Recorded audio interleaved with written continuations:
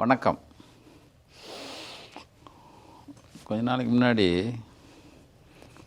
ஒரு பெரிய அரசியல்வாதி தான், அது எதிர்க்கட்சி. அவர் இதே இடத்துல பேட்டி கொடுக்கும்போது சொல்லியிருக்கார், போன திமுக ஆட்சியில் கொஞ்சம் கட்ட பஞ்சாயத்து இந்த மாதிரி நிறைய இருந்துச்சு. ஆனால் இப்போ எதிர்க்கட்சியில் சேர்ந்தவர் ஒருத்தர் சொல்கிறார், இப்போ இந்த டிஎம்கே ஆட்சியில் அதெல்லாம் எதுவும் கிடையாது, பெருசாக இல்லை. ஏன்னா நலத்திட்டங்கள் மக்களை கொண்டு போய் சேர்த்துட்டாங்க, எல்லாருமே பயனடைகிறாங்க. மக்கள் சந்தோஷமாக இந்த ஆட்சி மேலே ஒரு நம்பிக்கையாக இருக்காங்க. ஆனால் எங்கே இவங்களுக்கு ஒரு சிக்கல் வரும்னா எதனால் வரும்னா இந்த காவல்துறையினால் தான் வரும் அப்படின்னு போகிற போக்கில் சொல்லிட்டு போனார். வந்துடுச்சு, ஒன்றுக்கு இல்லை 2 வந்துடுச்சு. இப்போ இந்த மாதத்துலேயே மார்ச் ஆரம்பித்தோன்னு உனக்கு கரகம் பிடிச்சிருந்தான்னு சொல்லுவாங்களா, அது மாதிரி மார்ச்சில் 2 விஷயம், 2மே வெவ்வேறு. காவல்துறையினால தான், காவல்துறைய வெறித்தனத்தினால ஒன்று, இன்னொன்று காவல்துறையோட அசால்ட்டு, அது அப்படிம்பாங்கல்ல, அது மாதிரி அசால்ட்டு அலக்களிக்கிறது, அதனால் ஒன்று. 2 உயிரும் போயிடுச்சு. இப்போ நம்ம ஏன்னா எல்லா விஷயத்தையும் தொடுறோம், இது தொடாமல் இருக்க முடியாது. ஏன்னா உண்மையிலே யார் பாவம்னா சிஎம் தான் சொல்லணும், யார் என்ன சொல்ல.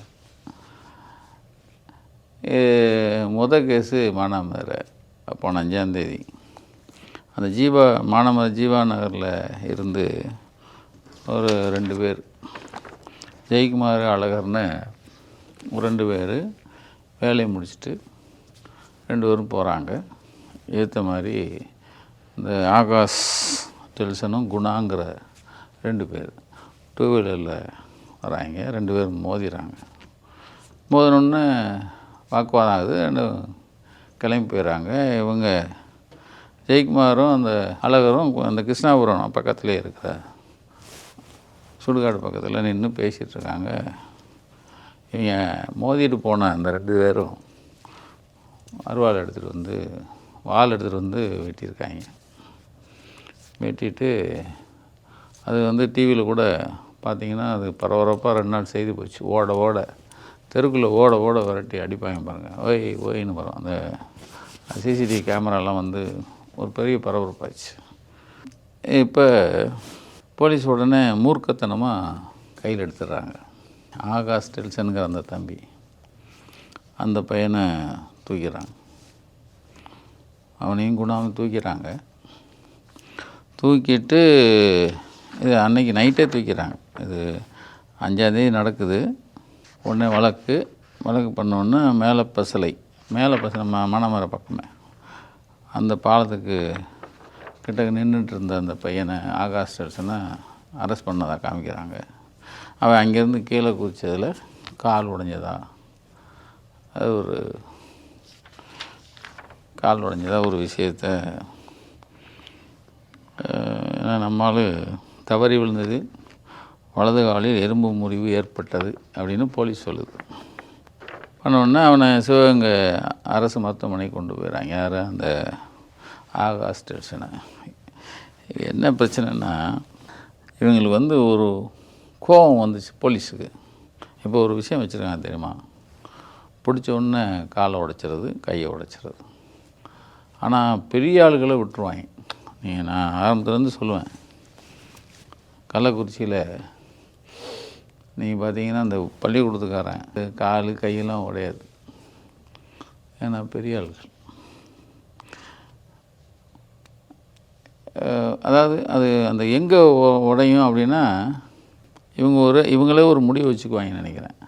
ஏன்னா இப்போ எலெக்ஷன் வருது, இந்த மாதிரி செயல் இனிமேல் எவனும் செஞ்சிடக்கூடாது அப்படிங்கிறதுக்காகவே சட்டத்தை குண்டக்க கையில் எடுத்து அடிச்சிடுவாங்க. இந்த ஜெயராஜ் பென்னிக்ஸ் போன பீரியடில் கேள்விப்பட்டிருப்பீங்க. இந்த பீரியட்லேயே அஜித்து கேள்விப்பட்டிருப்போம். அது லோல் பட்டுச்சு. அஜித் இதில் அந்த ஒரு அம்மா நகை காணாமல் போச்சுன்னு ஒரு கம்ப்ளைண்ட்டு. அந்த அம்மாவை இப்போ தான் கூப்பிட்டு விசாரித்து அந்த கேஸை முடிச்சு வச்சுட்டதா சொல்லுவாங்க. அந்த உசுறு போச்சு. அதுவும் போலீஸ் மேலே தான். அதுவும் ஒரு வீடியோ வந்ததுனால தான் அது வெளியே வந்துச்சு. அதே தான் போன பீரியடில், எடப்பாடி பீரியடில் ஜெயராஜ் பெனிக்ஸ், அது சாத்தாங்குளம் போலீஸ் ஸ்டேஷனு இன்றைக்கி வரைக்கும் கழுதிங்கிறாங்க. யார்? அந்த சம்மந்தப்பட்ட இன்ஸ்பெக்டரு, அவன் இவன் எல்லாம். எத்தனை வருஷம் ஆச்சு? 5 வருஷம் ஆகுது. 5 வருஷமாக கழுதிங்கிறாங்க. அது நம்ம தான் வெளியே கொண்டு வந்தோம். இங்கே அந்த கால் உடைஞ்சதாக சொன்ன அந்த தம்பி இருக்கானே டெல்ஷன், அவங்க அம்மா அப்பா என்ன சொல்கிறாங்க, என் பையன் தப்பே செஞ்சதாக தூக்கில் போடுங்க, ஆனால் அநியாயமாக கொண்டுட்டீங்கிறாங்க அவங்க அம்மா. கண்ணன் அவங்க அப்பா ராஜேஷ் கண்ணன்.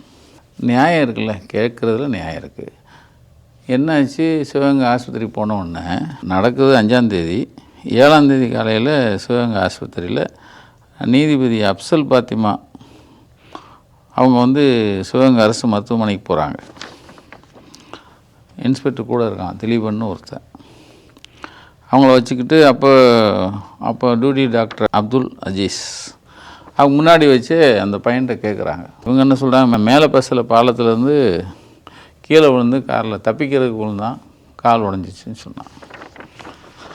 ஆனால் அந்த பையன் சொன்னது, அவன் உசுரோடு இருக்கும்போதே வாக்குமூலம் கொடுக்குறான். என்ன நேற்று மதியம் 1:30 மணி அளவில் கிளங்காட்டூர் கருவேல மரத்திற்கு கீழே குணாவுடன் அமர்ந்திருந்த போது சீருடை இல்லாத 10 நபர்கள் வந்து என்னை பிடித்தார்கள். எங்கள் இருவரையும் வேலூர் முருகப்பஞ்சான் ரோட்டிற்கு அழைத்து வந்து மதிய சாப்பாடு வாங்கி தந்து மாலை 4:30 மணி வரை அங்கேயே அமர்ந்திருந்தோம். சிவகங்கை சாலையில் என்னை வேறு காரில் குணாவுடன் ஏற்றி சீருடையில் இருந்த 4 போலீஸார் கண்களையும் வெள்ளை துணியை கொண்டு கட்டினார்கள். கண்ணை கட்டி என்னை மட்டும் வேறு காரில் ஏற்றி தனியாக அழைத்து சென்றார்கள். என்னை அமர வைத்தார்கள். எனது கரண்டக்கால் கீழையும் முட்டி கீழையும் 2 கற்களை வைத்தார்கள். கொடூரம் பாருங்கள். அந்த பையன் இது வந்து இட்டுக்கட்டி சொல்லியிருக்க முடியாது. ஏன்னா அந்த பையன் இதெல்லாம் வந்து இட்டுக்கட்டி சொல்லவே, ஏன்னா கரண்டக்காலில் கற்களை வச்சு கட்டினாங்கலாம் பொய் சொல்ல முடியாது. ஈரசாக்கை காலுக்கு மேல் போட்டார்கள். எப்பவுமே அடிக்கிற யுக்தியாக தான் ஈரசாக்கை போட்டு அடிப்பாங்க, போலீஸோட யுக்தி. இரும்பு கம்மியால் எனது வலது காலில் ஓங்கி ஒரு முறை அடித்தார்கள். அடித்தவுடன் எலும்பு முறிந்து வெளியே ரத்தம் வந்தது. அடித்தவுடன் நான் வலியில் துடித்தேன். அதன்பின் என் கண்ணை கழட்டி விட்டார்கள். அங்கிருந்து என்னை மானாமதுரை அரசு மருத்துவமனைக்கு அழைத்து சென்றார்கள். அங்கிருந்த மருத்துவர் என்னை என்னவென்று கேட்டபோது நான் மேலே பஸ்ஸில் பாலத்திலேருந்து கீழே விழுந்து விட்டதாக போலீஸார் என்னை மிரட்டி குறை சொன்னார்கள். பயத்தில் நான் சொல்லிட்டேன். அப்புறம் 6:30க்கு சிவகங்கை அரசு மருத்துவமனைக்கு அழைத்து வந்தார்கள். கண் கட்டியிருந்ததுனால என்னை எவன் அடித்தானே எனக்கு தெரியாது. இது ஆகாஷோடைய வாக்குமூலம். இது ஜட்ஜம்மா வாங்கியிருக்கு. 7ஆம் தேதி 11 மத்தியானம் மணி அளவில் மதுரை அரசு மருத்துவமனையில் அனுமதி. அது எங்கேருந்து சீரியஸாக இருக்கான்ட்டு மதுரை அரசு மருத்துவமனைக்கு கொண்டு போகிறாங்க. அங்கே 8ஆம் தேதி சித்திரார். 9ஆம் தேதி மறுபடியும் பிரேத பரிசோதனை போகுது. பிரேத பரிசோதனையில் அவர் டாக்டர் தேவி பியான்சா, அப்புறம் இன்னொன்று டாக்டர் PARY பிரசாத், அப்புறம் இன்னொரு பேராசிரியர் எல்லாம் இருக்காங்க. அதுக்குள்ளே மானாமதுரையில் இது நியாயம் கேட்டு ரோடெல்லாம் மறிக்கிறாங்க. இது யதார்த்தம். இது என்னென்னா, அஜித்குமார்னு ஒரு பையன் இந்த மடப்புறத்தில் கொண்டாங்கல்ல போலீஸு, அதில் சம்மந்தப்பட்ட ஒரு இன்ஸ்பெக்டர், அவன் பேர் வெங்கடேச பெருமாள். அந்த ஆளை அப்போயே காத்திருக்க பட்டியலுக்கு மாற்றி அப்போ தென்மனலாய்ஜி ஆர்டர் போட்டிருந்தார். ஆனால் மறுநாளே வந்து வெள்ளிக்கிழமை சாக்கோட்டை காவல் நிலையத்துக்கு இன்ஸ்பெக்டராக பண்ணி மாற்றிட்டாங்க. இந்த சஸ்பெண்டு, காத்திருப்போர் பட்டியல் இது எல்லாமே ஐவாஸ் தான். அந்த நேரத்தை சமாளிக்கிறது பண்ணிவிட்டு உடனே அடுத்த நாளே இவனை கொண்டு இன்னொரு இடத்துல போடுவாங்க. எப்படி இங்கே ஒருத்தர் ட்ரான்ஸ்ஃபர் பண்ணி இந்த பாண்டியராஜன் ஒருத்தன் தான் போராட்டத்தில் பெண்கள் அடிப்பார்ல, அவர் அங்கேருந்து உடனே சொல்லிட்டாங்கன்னு மாற்றிடுவாங்க. மாற்றிட்டா அங்கேருந்து குளத்தூர் கொடுத்தாங்க அவருக்கு. இங்கே நம்ம ஏதோ சொல்லினா இங்கேருந்து கொண்டு போய் இன்னொரு இடத்துல கொண்டு போய் மாற்றிடுவாங்க. ஆனால் அவன் பொசிஷனில் நல்லா தான் இருப்பான், புரியுதா? ஆனால் பனிஷ்மெண்ட் யாருக்குன்னா அதாவது அடி வாங்கின மக்களுக்கு தான். இப்போ இதில் அந்த வெங்கடேச பெருமாள் இருக்கான் பாருங்க, அவனும் காத்திருப்போர் பட்டியலில் இருந்தவன் இப்போதவி உடனே எப்படி கிடச்சதுன்னு எல்லாருக்கும் ஒரு கேள்வி இருக்கும்.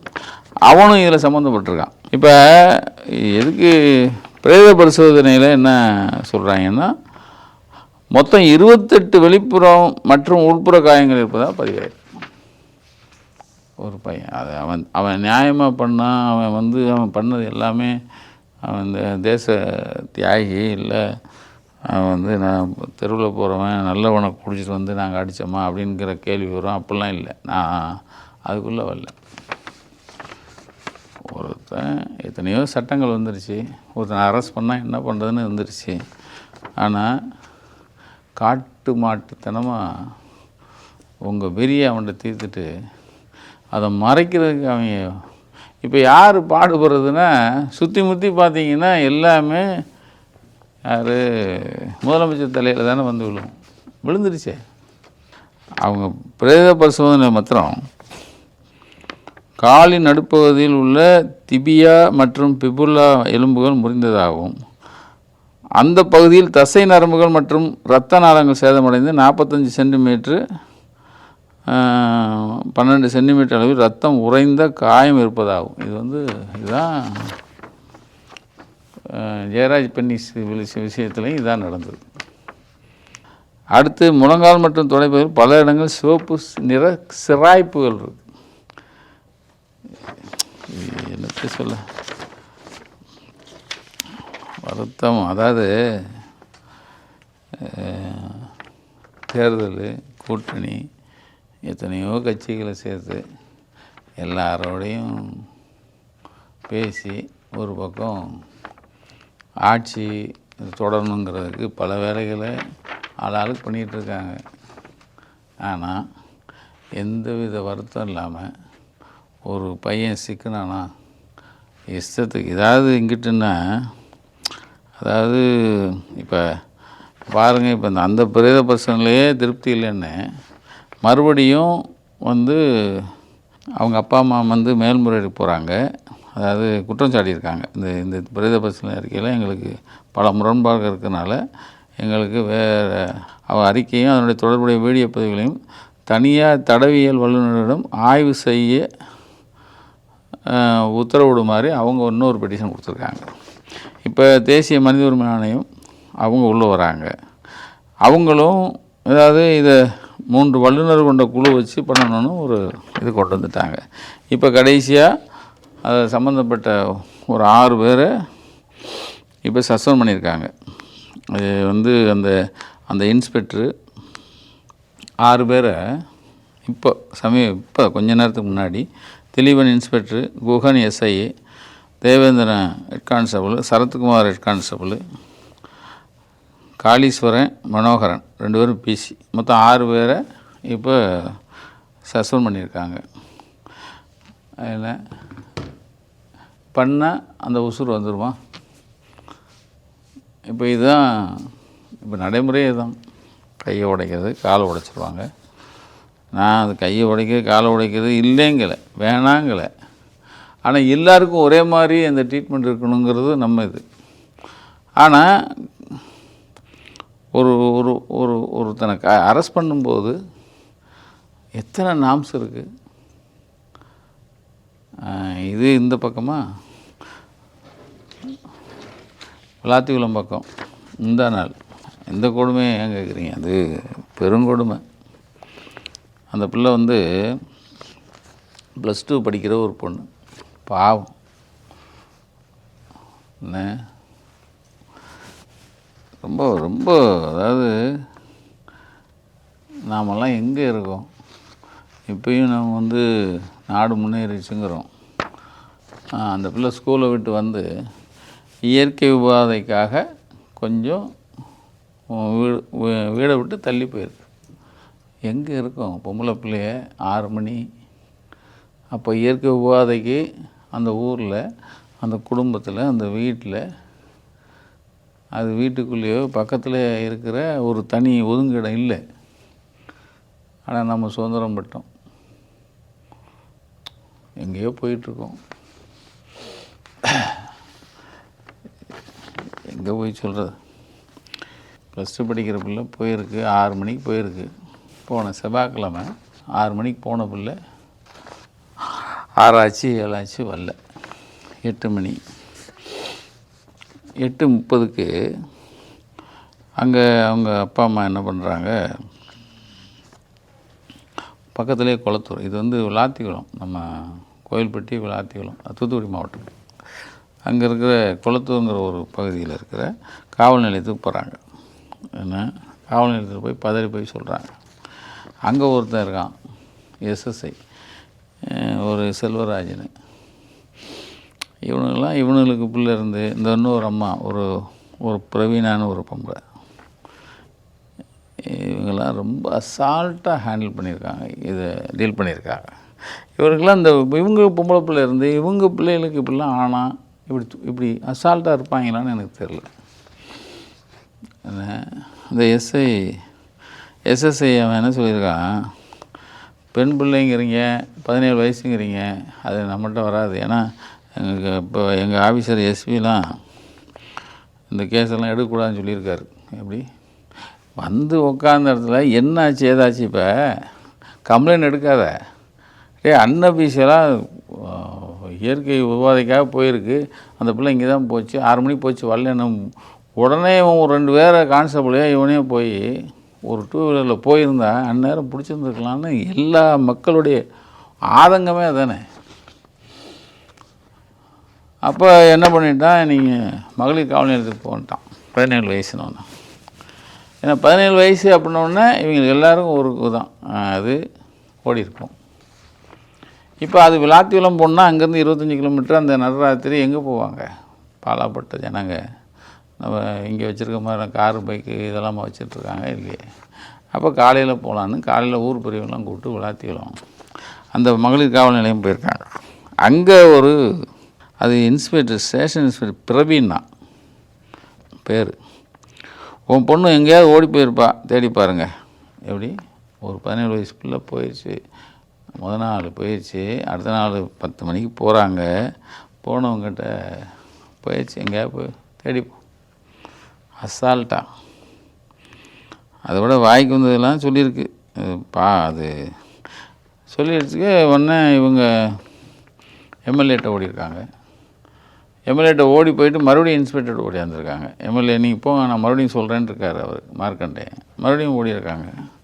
உடனே இந்த பொம்பளை யார், பிரவீனா, அந்த போலீஸ் இன்ஸ்பெக்டரில், ஓ நீ எம்எல்ஏட்ட போனால் நீ என்ன பயந்துருவானா? எப்படி எம்எல்ஏட்ட போனால் பயந்துருவானா? எவ்வளோ அஜாக்கிரதையும் அசால்ட்டும். உங்கள் வீட்லேயும் இப்படி நடந்தால் தான் உங்களுக்கெல்லாம் அறிவு வரும். ஒரு பொறுப்பு, மக்கள் காசில் சம்பளம் வாங்குகிறோம், அந்த மக்களுக்கு எப்படி உறுத்தாக இருக்கணும், பதறிட்டு வரான், ஊர் பெரியவங்களோட வராங்க. அப்போ இவங்களுக்கு என்னென்னா, பெரிய வீடு அவங்க வந்து கம்ப்ளைண்ட் கொடுத்தா பரபரப்பாங்க. நம்மளை மாதிரி ஏழைப்பாளைய போனால் இந்த கதை தாங்கிற அந்த வருத்தம் இருக்குது பாருங்கள். அதான் இப்பயும் சொல்கிறேன், அவர் பாடுபட்டு குருவி சேர்க்குற மாதிரி நல்லது செய்யணும்னு செஞ்சிட்ருக்காரு யார், முதல்வர். இதை ஒரே தட்டில் அந்த சேர்க்குறத வந்து தாலி உடைப்பாங்களா, அது மாதிரி உடைச்சி தூக்கி எறிகிற இந்த பிரவீனா மாதிரி, இந்த செல்வராஜ் மாதிரி. அப்போ கூப்பிட்டு, அதாவது அந்த அம்மா என்ன சொல்லுது, வழக்கு எடுக்காமல், இது வந்து குளத்தூர் ஸ்டேஷனில் தான் வழக்கு எடுக்கணும்னு மறுபடியும் 23 கிலோமீட்டர் சுற்ற வச்சுருக்கு. என்னங்க, மறுபடியும் இவங்க காலை 11 மணிக்கு குளத்தூர் ஸ்டேஷன் போயிட்டாங்க, மிஸ்ஸிங் வழக்கு. அங்கே போய் மிஸ்ஸிங் வழக்காக்குறாங்க. அதை மத்தியானம் 2 மணி ஆயிடுச்சு, 2-3 மணி ஆகுது. பொண்ணோடைய பெரியப்பா ஊர்லேருந்து வரார். இது பதறி போய் வரும்போது அது அங்கே அவங்க போலீஸை நம்ப வேணான்ட்டு அவங்க தேட ஆரம்பிக்கிறாங்க. தேடும்போது தான் ஒரு 4:30 மணிக்கு ஒதுக்குப்புறமாக ஒரு முற்புதற்குள்ளே ஒரு அலங்கோலமாக அந்த பாப்பா கிடந்திருக்கு. எப்படி இருக்கும்? செத்துருச்சு. அதாவது அவங்க காணாமல் போச்சுன்னு சொல்லி போன உடனே அந்த செல்வராஜுங்கிற அந்த ஒரு எஸ்எஸ்ஐ இருக்கானே, அவன் உடனே துரிதமாக வேலை பார்த்துருந்தா அந்த புள்ள உருக்குலைஞ்சி கிடந்தாலும் உசுரோடு எடுத்துக்கலாம். அதுதான் மக்கள் கேட்டுகிட்டே இருக்கான். இந்த பிரவீனா அந்த அந்த ஒரு எஸ்ஐஎம்மாக இருக்கே, அது துரிதமாக எடுத்திருந்தா கூட கொஞ்சம் இதாக எடுத்துருக்கலாம். அதனால தான் மக்கள் வெகுண்டு இன்றைக்கி வரைக்கும் போராடிட்டுருக்காங்க. இன்றைக்கி வரைக்கும் நேற்று கூட அவங்க இது எம்பி கனிமொழி போயிருக்காங்க, உள்ளே விடலைன்னாங்க. வீட்டுக்குள்ளே போயிட்டாங்க. அதே மாதிரி லோக்கல் எம்எல்ஏ எல்லோரும் போயிருக்காங்க. மக்கள் வந்து கோவத்தில் யாரையும் அனுமதிக்கலை. ஏன்னா தப்பு பண்ணவங்க ஒரு பக்கம் இருந்தாலும் காவல்துறைங்கிற ஒரு நம்ம காக்கிற, நம்ம யாரை நம்பி நம்ம அமைதியாக இருக்கோம், நம்ம பாதுகாப்பாக இருக்கோம்னு நினைக்கிறோமோ அந்த காவல்துறையில் இருக்கிற அந்த கருங்காலிகள் கொஞ்சம் பேர் இருக்கான்ல, இந்த பிரவீனா மாதிரி, செல்வராஜ் மாதிரி, அங்கே இந்த இப்போ திலீபன், இந்த ஒரு 6 பேர் சஸ்பெண்ட் ஆகியிருக்காங்க. இவங்கள போல் கருங்காலிகள்னால எல்லோரும் வெக்கி தலைகுனிஞ்செலாம் நிற்க வேண்டியதாக இருக்குது. வெக்கி தலைகுனிகிறோம். என்ன பாதுகாப்பு? இப்போ அங்கே ஒன்று இங்கே ஒன்று நடக்குதுங்கிறத நீங்கள் வந்து நீங்கள் அதை கண்ட்ரோல் பண்ண முடியாதுன்னு சொன்னால் சரி. அப்படி பிடிபடுறவங்கள நீங்கள் என்ன செய்கிறீங்க? இல்லை துரிதமாக வர்றாங்க, புகார் கொடுக்க வந்தவுடனே அவங்கள நீங்கள் துரிதமாக வேலை பார்த்துட்டாலே முக்கால்வாசி இதை குறைச்சிருக்கலாமேங்கிறது தான் ஆதங்கம் எல்லாருக்கும். இது எவ்வளோ பெரிய ஒரு 17 வயசு பிள்ளை, யோசிச்சு பாருங்கள். அதுவும் குத்துயிரும் குலையுருமா, ஆடையெல்லாம் இல்லை. ஆடையே வந்து போய் பெரியப்பா பார்த்து ஆடையெல்லாம் இது பண்ணியிருந்துருக்கார். அவர் தான் சரி பண்ணி வச்சுருந்துருக்கார். இப்போ போஸ்ட்மார்ட்டம் அதெல்லாம் போயிட்டுருக்கு. இப்போ தான் செய்தி வந்துச்சு, ஒரு 10 பேரில் ஒரு 3 பேரை பிடிச்சி வச்சுதா சொல்கிறாங்க. இன்னும் அது பொம்பளை பிள்ளைன்னு ஒன்று பலதை கட்டி விடுவாங்க. நியாயங்கிறது, பிள்ளையோட பெற்றோர்களுக்கு நியாயங்கிறது கிடைக்கிறது ரொம்ப அபூர்வமாயிரும். அஜித் விஷயத்தில் ஒரு பெரிய பாடத்தை கற்று இப்போ தான் 1 வருஷம் ஆயிருக்குன்னு நினைக்கிறேன். 1 வருஷம் 2 வருஷம் ஆயிருக்கு. இன்னமும் அந்த வெறிகொண்ட போலீஸ், அதாவது நான் சொல்லலை, இந்த கருங்காலிகள், இந்த போலீஸுக்கெல்லாம் ஒரு விஷயத்தை மாத்திரம் நான் நினைவூட்ட விரும்புகிறேன். இன்னமும் நீங்கள் இந்த மூர்க்கத்தனம், கையை காலை உடைக்கிறது, புகார்னு வந்த ஏழை மக்கள், பாவப்பட்டவங்க வந்த அசால்ட்டாக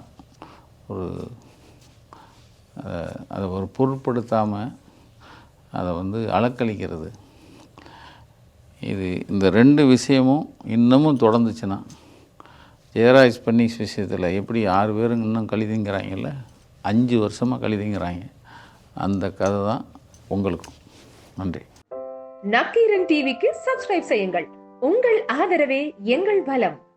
ஆசிரியர்களுக்கு நண்பனாகவும் மாணவர்களுக்கு ஆசானாகவும் திகழும் தேர்வு வழிகாட்டி. ஒவ்வொரு பாடத்திற்கும் அனுபவமிக்க ஆசிரியர்களின் துல்லியமான தெளிவான விடைகள். CNC இருக்கு, தேர்வு பயம் எதற்கு? இது தீரன் பப்ளிஷிங் ஹவுஸ் விற்பனை வெளியீடு.